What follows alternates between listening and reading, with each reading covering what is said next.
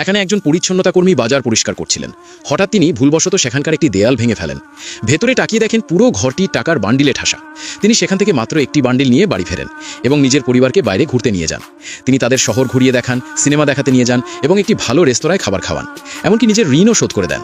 যখন তার কাছে টাকা শেষ হয়ে যায় তখন তিনি দোকানদারের কাছে গিয়ে বলেন যে বাজারে প্রচুর ইঁদুর হয়েছে, তাই তিনি ইঁদুর মারার ওষুধ কিনে এনেছেন এবং সেগুলো দেওয়ার জন্য চাবি চান। দোকানদার তাকে চাবি দিয়ে দেয়। ভেতরে গিয়ে তিনি সবার আগে সাবানে সেই চাবির ছাপ নিয়ে নেন। তারপর ইঁদুর মারার ওষুধ দেওয়ার বাহানা করে সেই একই জায়গা থেকে 2000 টাকার বান্ডিল বের করে নিজের ব্যাগে ভরে নেন।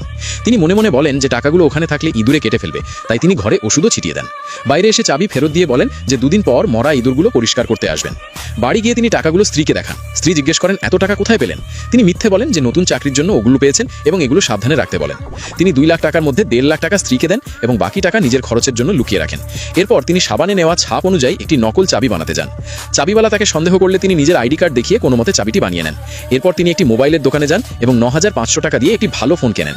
বাড়ি গিয়ে বাচ্চাদের দেখালে তারা খুব খুশি হয়। এরপর পাওনাদার ব্যক্তিটি আসে এবং তিনি তার সমস্ত ঋণ শোধ করে দেন। পরিবারের সবাই খুশি হয়ে ভবিষ্যতের পরিকল্পনা করতে থাকে, কিন্তু তিনি কিছু না বলে বাইরে চলে যান। রাস্তায় একটি মেয়ে কাঁদতে কাঁদতে তাকে ফোন করে এবং 5000 টাকা চায়। তিনি সঙ্গে সঙ্গে তাকে টাকা দিয়ে দেন। মেয়েটি ধন্যবাদ জানিয়ে চলে যায়। ওদিকে তার স্ত্রী ঘরের জন্য অনেক বাজার সদাই করে ফেলেন। রাতে তিনি বন্ধুদের সাথে মদ্যপান করেন এবং গভীর রাতে সেই নকল চাবি দিয়ে তালা খুলে ভেতর থেকে আরও অনেক টাকা বের করে নেন। বাড়ি এসে যখন তিনি স্ত্রীকে টাকাগুলো দেন তখন স্ত্রী ভয় পেয়ে যান এবং জিজ্ঞেস করেন যে এত টাকা কোথা থেকে এলো। তিনি বলেন যে তিনি কোনো ভুল কাজ করেননি এবং কারো থেকে চুরিও করেননি।